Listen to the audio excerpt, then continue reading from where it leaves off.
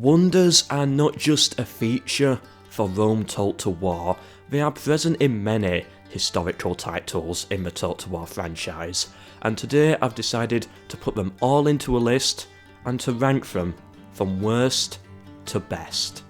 Now there's going to be two rules. First of all, settlement wall wonders don't count. For example, in Attila Total War, Constantinople and Rome count as wonders because they're unique settlements. The game counts them as wonders because of this, and their only real boost is it gives it an interesting unique wall.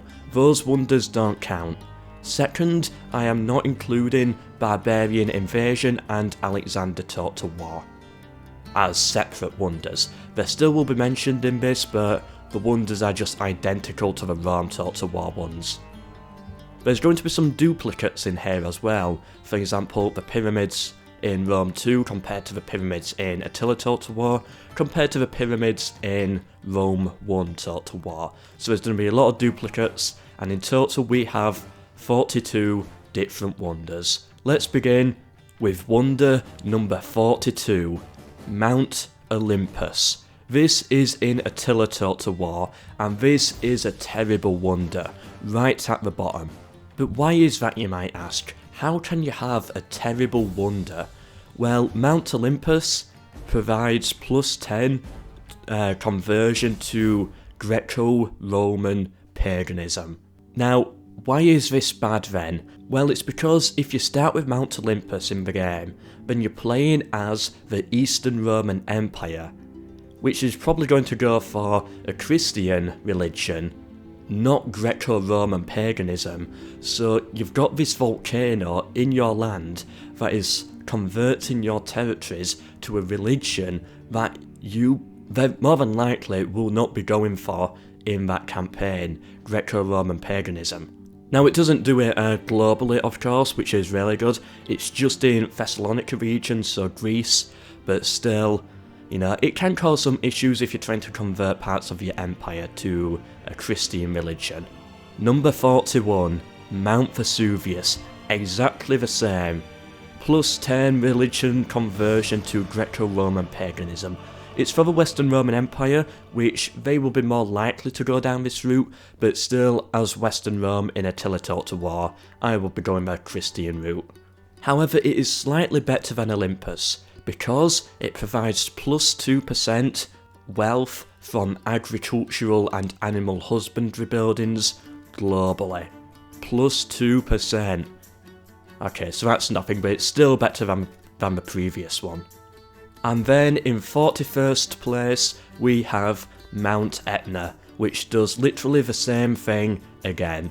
Conversion to Romano-paganism, and plus 2% to agricultural wealth. Overall, these three wonders are all identical, they're all in Attila Total War, and they do not help your campaign at all. Unless you are going for the Greco-Roman route, but the chances are you're not. Number 39, we have Rome Total War, the Lighthouse of Alexandria. Now, for Rome Total War wonder, usually these are quite good, but this one does next to nothing. It says it provides a naval boost to your ships, however it only works around Alexandria, like around that region, so really it has next to no effect at all. It's just a small naval boost near one small part of the coast, which you're probably not going to be visiting that much. If it was global, then it could be much better, but it's not. Number 37 and number 38 are the exact same, the Barm Citadel. The Attila version and the Rome 2 version provide almost the same thing. Minus 10% attritional losses, so you wouldn't be losing too many troops to attrition, and plus 2 to siege holdout time. Attila Total Wars is slightly better, as it's actually double the holdout time if the settlement has a port. But overall, the AI, they usually do not starve you out in Attila Total War. Or even if it is, the turn time is so long until you actually do starve out, this wonder means nothing really. Going back to Rome Total War now for number 36, the Temple of Artemis. This decreases the cost of temples. Again, another pointless wonder. First of all, it's Rome taught to war. You don't really need the money. You're going to have loads of money. You're not going to be struggling financially at all, or at least it's very rare that you would. So, yeah, what really is the point of this one? And it doesn't even decrease the cost by much. Overall, a very pointless wonder. Okay, so that's the terrible ones out of the way with. The next category of wonders I have labelled as okay. They do have some purpose. Number 35, number 34, number 33, number 32. I'm not going to cover these ones in that much depth as they all do the same thing. It's sort of like plus 3% to tax, plus 2% to armour. Really small, minor details that are hardly going to affect your campaign at all. But still, I guess plus 2%, plus 1%, it's still something. Better than the terrible ones we've just had. And it's all faction wide as well, so it's not region specific, which is good. Overall, this includes Rome 2 taught to wars, Mount Etna, the Mausoleum of Mausolus, and the Necropolis of Giza. Also, Attila taught to wars, the Mausoleum of Halicarnassus. Number 31 and number 30. Again, the same one, Mount Behistun. This provides plus 3% to military development and minus 20% to foreign occupation, which you get, I think, a one-turn penalty of minus 20 public order when you occupy a new settlement. It's only for one turn, minus 20%, so that takes off 2. It basically gives every settlement plus 2 public order on the turn that you take it, and then it's done, nothing more. I ranked the Attila version up slightly higher, as I believe public order is more difficult to come by in Attila taught to war, but still, it's not much and this is not a great wonder. But it's okay, it does something. Number 29 and number 28 goes to the Pillars of Hercules. In both games it provides the exact same thing, plus 5% movement range for ships, and minus 3% naval recruitment cost. This is better than the Alexander Wonder from Rome 1 because it is worldwide, it's not just in that region. I ranked the Rome 2 version up slightly higher as Rome 2's ships move much slower. They're very slow compared to the Attila ones, less range, so that extra 5% is a little bit more valued. In 27th place, we have the Pharos of Alexandria in Rome 2 taught to war. Plus 20 line of sight to all fleets, and plus 5% wealth from maritime commerce buildings. So again, better than the original Alexandria, at least it is faction wide. Overall, these three are, I guess, quite good, but who really uses navies in Rome 2 or Attila taught to war? It's very rare that you'll be using them. It's more of a land battle game, not that much into navies. But they do have some use because you will have some navies around. Number 26, the Attila taught to war Ruined Oracle of Amun-Ra. Plus 1 public order faction wide, and minus 20% resistance to occupation. So overall, this is plus 3 public order, really. Plus 1 for every settlement, and then plus 2 as a one-turn thing for every settlement that you conquer. Again, we're still in the okay section. These wonders are not that great.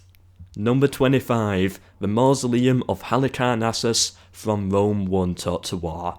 It reduces construction time, which does sound very good, until you find out it's only for buildings that take 5 turns to build.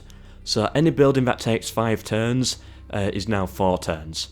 But that's all it does, and there's not really any buildings that take more than 5 turns to build. There's 1 or 2, but overall, it's not that much, it's not that impressive. Number 24, Attila taught to war, the Pharos and the Pyramids. Construction cost minus 3%, wealth plus 5% from maritime commerce, which is okay, but the main selling point, campaign line of sight, plus 20%, which is quite good when you think about it, plus 20% line of sight. Number 23, number 22, number 21, and number 20. These are the tech wonders. We got the Dolmens of Karnag, the Great City of Babylon, the Dolmens of Karnag again, but for Rome 2 Total War, and the Sanctuary of the Gods. All of these just provide extra research, like plus 3%, and some of them provide growth as well, like plus 2 growth. Overall, growth is, I guess, a good thing. The tech difference you're not really going to notice. The growth though could be important, but then again it's only plus 2. It will add up over time, but it's not something you're going to notice every single turn, unlike some of the first, second and third place wonders. And then in 19th place we have Mount Davamand, plus 2 public order worldwide, plus 5% missile attack range for all archers, on armies and in fleets. This is of course all worldwide and for Rome 2 Total War. Overall, quite a good wonder. The public order helps and the missile attack range is also decent. But still, it's just an okay wonder. Okay, now we're moving on to the essential wonders. Well, they're not really essential, but they're much better. And you could probably do with these in your campaign. They do actually help out quite a bit. And in 18th place, we have the pyramids from Rome 1 Total War. It makes the Egyptian culture loyal. And by that I mean, usually when you conquer a province, you have culture penalties, and to convert the culture, you have to build like a certain type of building. I'm going to cover culture in a video coming very soon, like covering all the culture stuff of Rome Total War and explaining it, because it's quite a complex in-depth mechanic, sort of. But if you have the pyramids in Rome 1 Total War, then suddenly it removes all public order issues from Egyptian culture, which can sometimes be 50 to 60% extra public order in former Egyptian territories, which is really quite good. However, it is very low on this list for one reason. It's only for previously Egyptian territories. And of course, gradually these settlements you're going to convert yourself by building buildings of your culture. So gradually that culture difference is going to decrease, and you're not going to have a use for this wonder eventually. Funnily enough, this wonder does the exact same thing for Alexander Total War and Barbarian Invasion. However, there is no Egyptian culture in those games, so basically the wonder does nothing at all. It has no effect, which I found to be hilarious. It has no effect at all. So in those games it would be right at the bottom, but in Rome Total War it does have some uses. Number 17, number 16 and number 15. Rome 2's Necropolis of Rostam, Attila Total War's Necropolis of Rostam, and Rome 2 Total War's Mount Vesuvius. This is a much better Mount Vesuvius. All of these provide plus 3% morale for units. And then it's got some other small features in there as well, like cheaper recruitment, stuff like that. But overall, it's more just for the morale. Morale is important for your battles, and I like, even though it's only 3% extra morale, it's an important feature that it's adding to, so yes, I would take that plus 3%. In 13th, we have Rome 2 Total War's The Colossus of Rhodes. In 14th, we have Attila Total War's Ruins of the Colossus. I like that, it's like, it was the Colossus, now it's the ruins. I like that feature. First of all, Attila's plus 1 naval recruitment capacity, and Rome 2's is the exact same, plus 1 naval recruitment capacity. However, it also provides plus 2% tariff income from trade. So overall that plus 2% puts it over the Attila version, but still, you know, it's an okay wonder. Well, it's not an okay wonder, it's actually more than that. It does allow plus 1 fleet recruitment worldwide, so this wonder will at some point come in handy.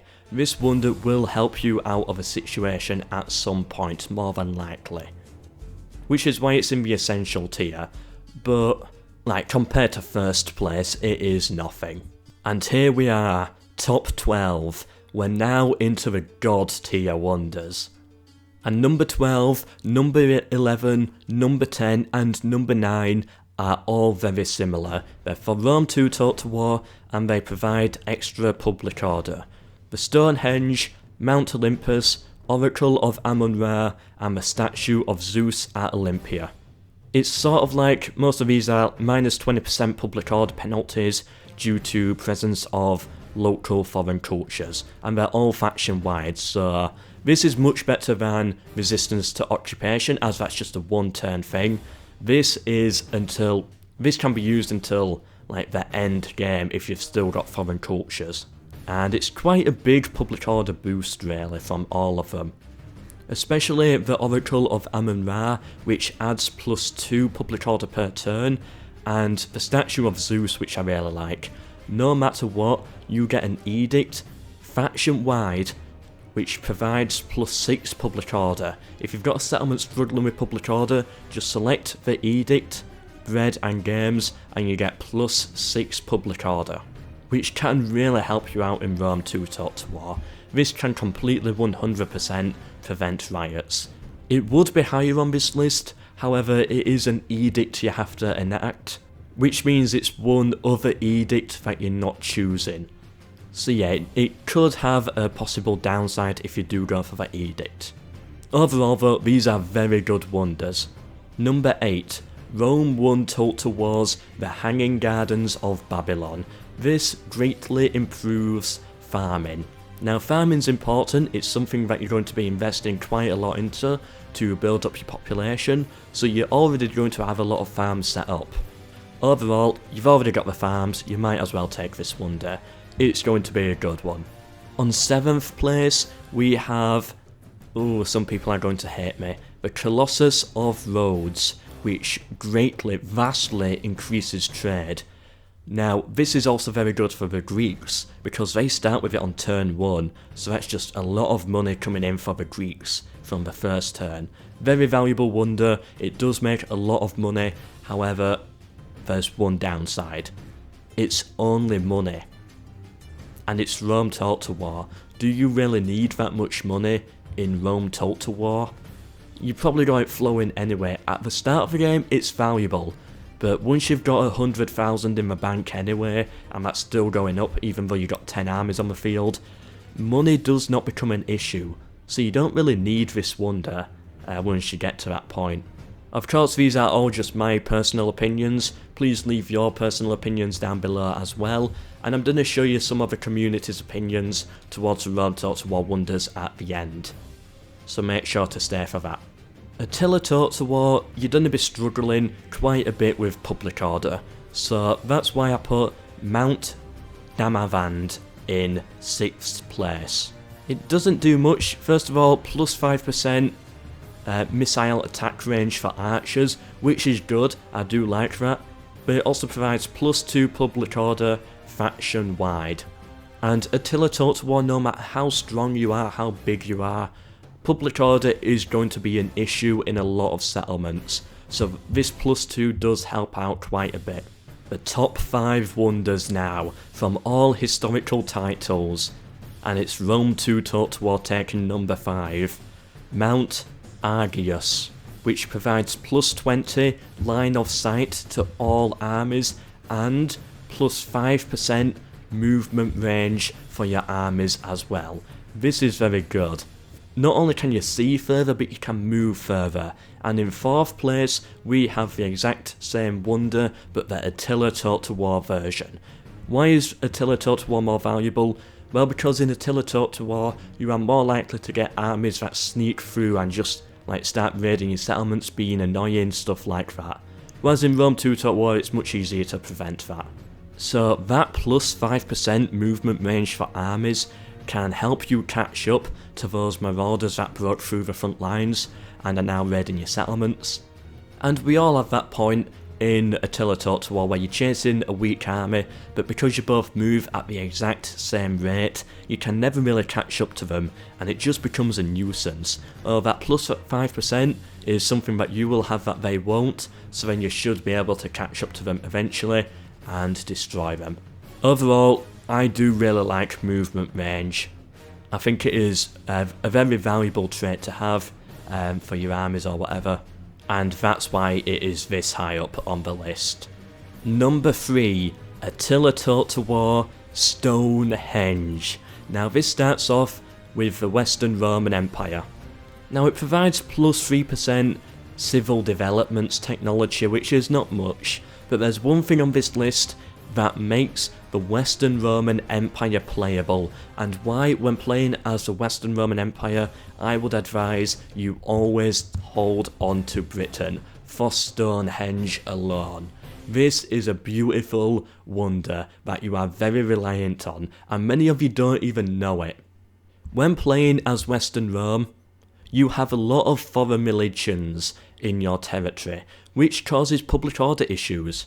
However, this wonder here provides minus 20% public order penalty for presence of other religions, faction-wide. So every single settlement as the Western Roman Empire looks like it's in a public order crisis, but you've actually got a 20% modifier helping you out, knocking that public order by, well, pushing it up by about +3, +4, depending on how bad it is, maybe even +5 public order, because this wonder here removes the religion penalty, well, 20% of it, which is going to be one of your main issues in Attila Total War.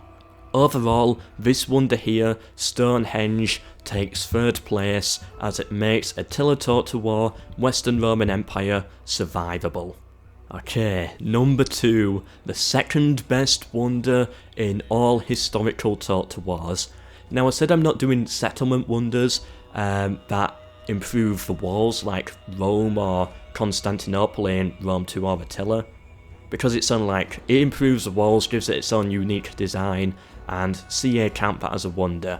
I'm not counting that as a wonder, but there is one settlement that I am counting.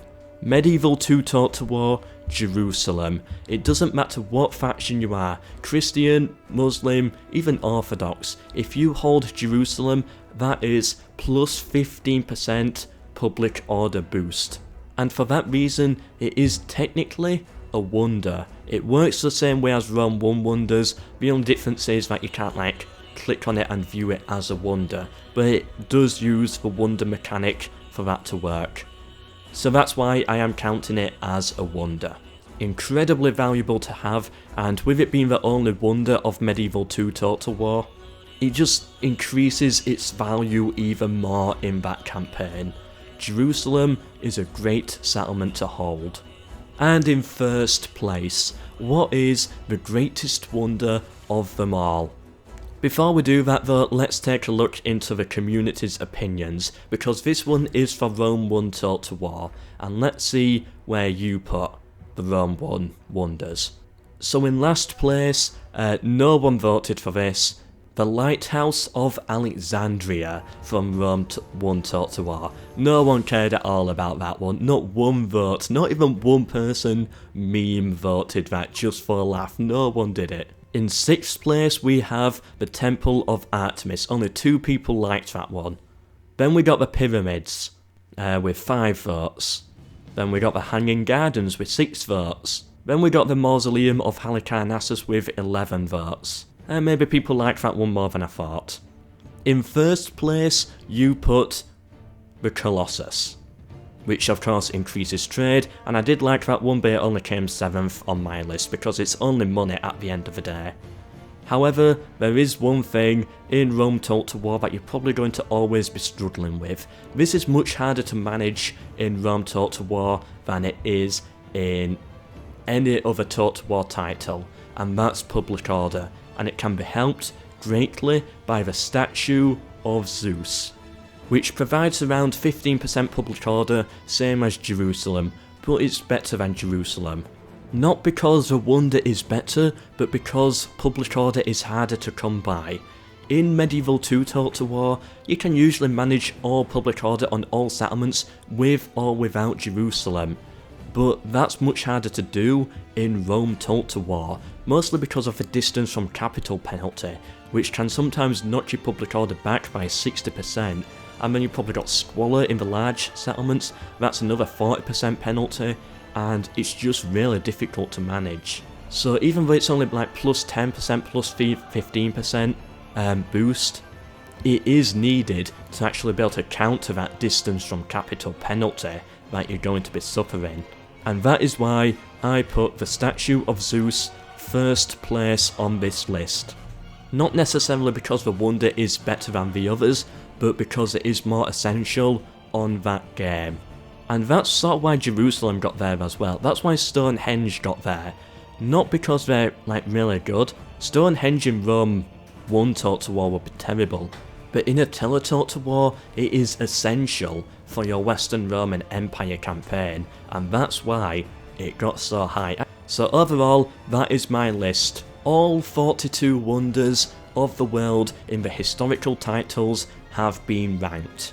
Worst to best. This of course took a very long time to put together, to research, to rank, because I had to read through each one like 10 times when putting them all together, to record, and it's going to be a nightmare to edit, but I hope you enjoyed it. If you have, please do subscribe for more interesting videos. Please do share with anyone you think may be interested in this video. Any historical Total War player needs to kind of know what wonders are better and which ones to go for. And also please do like the video as well if you did enjoy. I've been MELKOR, goodbye.